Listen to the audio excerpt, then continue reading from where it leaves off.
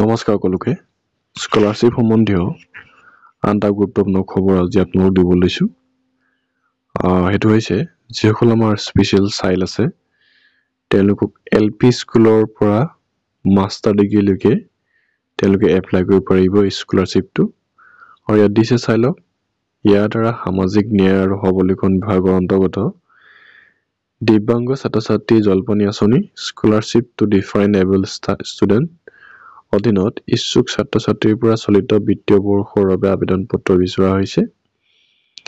এই আঁচনিৰ অধীনত মাহে 200 টকাকৈ প্ৰাথমিক বিদ্যালয়ৰ পৰা স্নাতকোত্তৰ পৰ্যায়লৈকে অধ্যয়নৰত দিব্যাংগ ছাত্ৰ-ছাত্ৰীক জলপনী দিয়াৰ ব্যৱস্থা আছে। ইচ্ছুক দিব্যাংগ ছাত্ৰ-ছাত্ৰীয়ে আবেদন পত্ৰসমূহ ইংৰাজী 15 অক্টোবৰ 2025 ভিতৰত সংশ্লিষ্ট জিলা সমাজ কল্যাণ বিষয়াৰ কাৰ্যালয়ত দাখিল কৰিব লাগিব। আবেদন পত্ৰৰ নমুনা সংলগ্ন দিয়াহলে দিছে যেখন আপোনাৰ এপ্লিকেশন ফৰ্ম সেইখন দিছে মই দেখাই দিওঁ আপোনালোকক আৰু দিছে আবেদন পত্ৰসমূহ সংশ্লিষ্ট জিলা সমাজ কল্যাণ বিষয়াই পৰীক্ষা কৰি তালিকা সহ hard copy and soft copy in MS এক্সেলত 31 অক্টোবৰ 2025 ভিতৰত সামাজিক ন্যায় আৰু সবলীকৰণ সঞ্চালকালয়লৈ প্ৰেৰণ কৰিব লাগিব। উক্ত আবেদনসমূহ কোনো কাৰণতে সামাজিক ন্যায় আৰু সবলীকৰণ বিভাগ দিছপুৰ অথবা সামাজিক ন্যায় আৰু সবলীকৰণ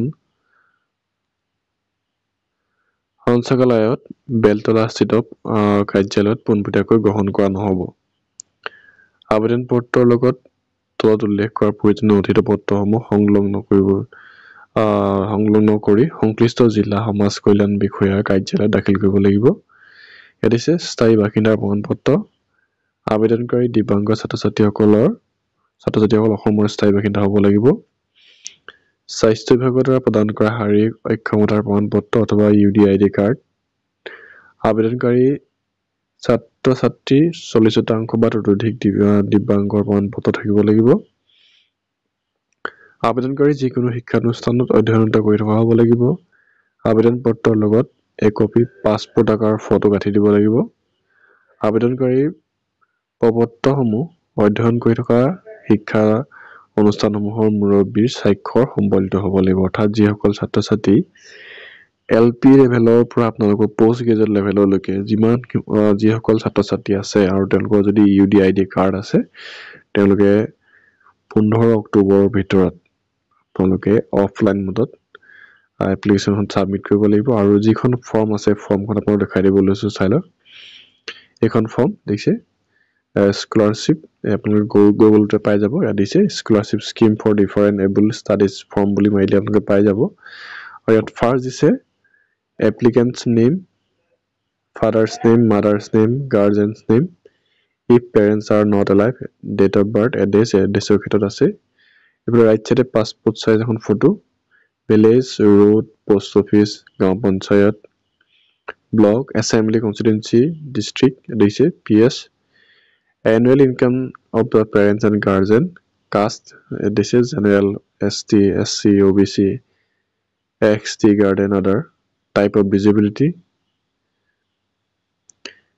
percentage of disability this is course of and the name of the institution, school and college, applicant account number, FC code, account holder name in bank, name of the bank and branch. In case of applicant is a minor, name of the applicant, name the legal guardian who operate the AAC, account number, IFSC code, bank of name of the bank branch আৰু যদি আপোনালোকৰ minor হয়, in case যদি তেওঁলোকৰ applicant minor হয়। আৰু ইয়াত দিছে I do hereby declare that the particulars furnished above are true of the base of my knowledge and brief, and I shall be liable to punishment and under law if these are found to be false. Document to be enclosed document খিনি কি দিব লাগিব চাই লওক। One self passport size photograph, certificate of the proof of address, residence, disability certificate issued by the competent co-op authority, photocopy of the front page of the bank passbook, signature of applicant, contact number, email ID, and next is a certificate from head of the school institution to be filled up the head of the school institution আৰু লাষ্টত আপোনালোকৰ হেডে ইনষ্টিটিউশ্যনৰ হেডে আপোনালোকে signature and চিল কৰি দিব লাগিব গতিকে যিসকল ছাত্ৰ ছাত্ৰী LP ME হাই স্কুল হায়াৰ ছেকেণ্ডেৰী আৰু তেওঁলোকে যদি পোষ্ট গ্ৰেজুৱেটো কৰিছে তেওঁলোকে এই ভিডিঅ'টো শ্বেয়াৰ কৰি দিয়ক আৰু তেওঁলোকে আগন্তুক দিনত আগবাঢ়ি যোৱাৰ ক্ষেত্ৰত কিছু পৰিমাণে হ'লেও সুবিধা হ'ব এয়া আছিল আজি গুৰুত্বপূৰ্ণ খবৰটো ভিডিঅ'টো ভাল লাগিলে লাইক এটা ছাবস্ক্ৰাইব এটা ফলো কৰিব নাপাহৰিব থেংক ইউ